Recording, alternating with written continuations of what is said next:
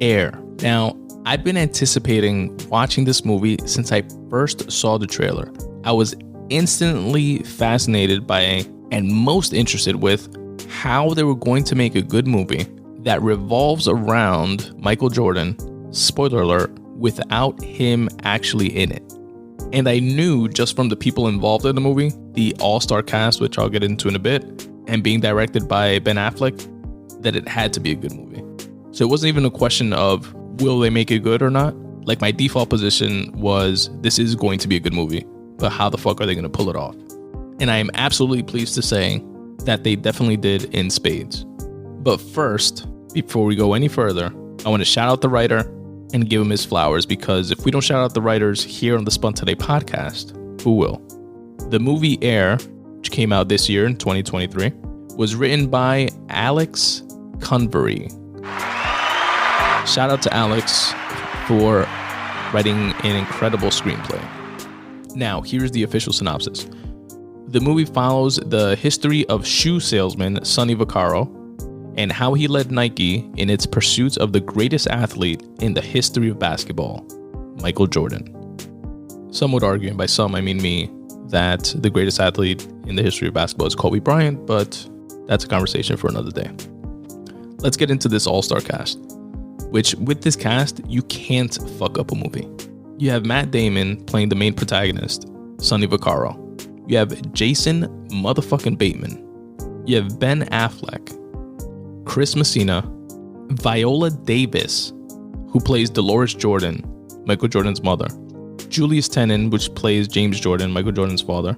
You have Chris Tucker. You have Marlon Wayans. Jay Moore is in it, which, by the way, gained a bunch of weight.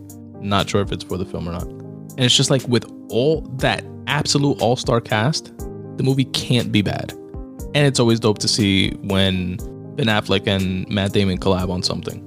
And Ben Affleck plays, aside from directing the movie, he plays one of the stars, which is Phil Knight, who is the creator and CEO of Nike.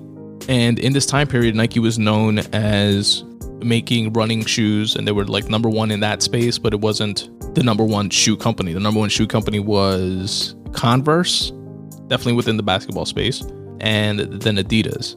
And they had just recently gone public, so they had a little bit more money to play with, but they had to do things within certain budgets. And their game plan for the past few years had been to stretch a certain budget amongst 3 or 4 players within the NBA, because Matt Damon's character, Sonny Vaccaro, felt that basketball was going to definitely be like the sport of the future, or like blow up. And it's a space where they can make a big stamp in. And they had a budget of specifically $250,000 for the year to use on 3 to 4 athletes coming out of the draft and endorse them, essentially.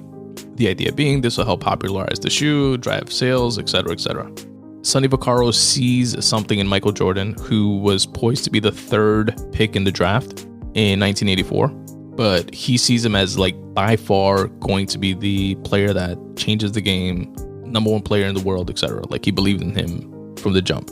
And although Jordan was obviously a good player in college, was going 3rd in the draft, and they framed it as mainly because he hit a game-winning shot in a championship game for North Carolina in like 1982-83. Jordan was famously known to have been cut from his high school basketball team, and then just started like grinding and playing, and worked his way into getting accepted into North Carolina and playing on that team.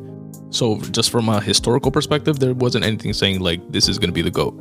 But Sonny Vaccaro just like saw something in him and pitched to Phil Knight, the CEO of the company, that instead of spreading the $250,000 amongst 3 or 4 players and like hoping for the best that one of them actually like pop off and are able to drive sales, that they give it all to Michael Jordan and try to compete with the big dogs in the industry, which is Converse and Adidas, which would definitely give that level of money to the top 1, 2, or 3 draft picks. Long story short, the idea gets approved, not without a bunch of friction. Then the next hurdle becomes, how do they convince the Jordans, mainly the parents, as well as Michael, to take a meeting with Nike? Because again, they're very low in the totem pole within this space. And Adidas, as well as Converse, are already pitching him and offering him the same level of money. And that's their like starting point. Now, Chris Messina, his character, David Falk, plays Jordan's agent. So Matt Damon is trying to get a meet with them. He lets him know there's no shot. Jordan, doesn't want to go with Nike. Matt Damon winds up going to Jordan's house directly and pitching the mother, played again by Viola Davis, and the father, played again by Julius Tennant. And he's able to appeal to their sensibilities and really deliver how passionately he feels that Jordan will change the game, so much so that they reluctantly accept to meet with them, or they accept rather to take the meeting with Nike, just to hear the pitch.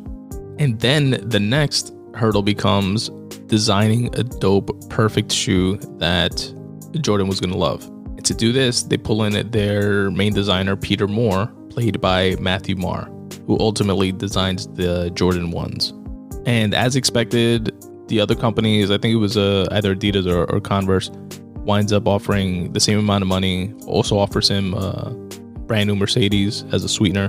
But Jordan's mother decides to go with the Nike on one condition, which is that aside from the $250,000 licensing deal, which is like the only thing that athletes get at that time, as well as the brand new car, she negotiates for her son to get a percentage of every single Jordan sneaker in perpetuity, which is completely unprecedented and not done at that time.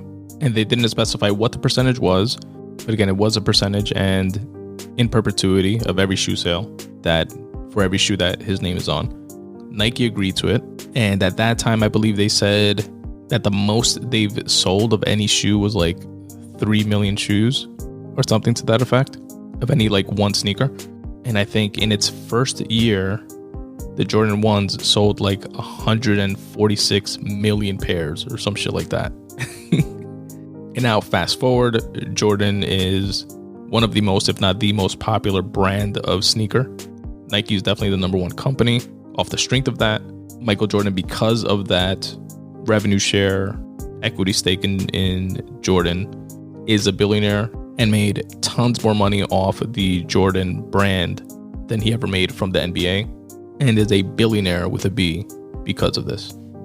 So definitely shout out to Dolores Jordan, if it was really her that made that keen business decision there. But shout out to her and or to whomever else advised on pushing for that deal, that life-changing, generations-changing deal. And the last thing I'll say, which I thought was a pretty funny anecdote, I have no idea if it's true or not, is that apparently the phrase, or the slogan rather, "just do it," came from the last words of a victim in an electric chair. It was a criminal that was sentenced to death. And they said in the movie, which again, I don't know if it's true or not. If it is, it's funny as hell. But just thought it was an interesting anecdote, even if it is fake, that, when they tell the prisoner, do you have any last words? Apparently that prisoner's last words were, just do it. And that's where Nike got the slogan from. But yeah, the movie Air, definitely worth a watch. You guys can definitely check it out on Amazon.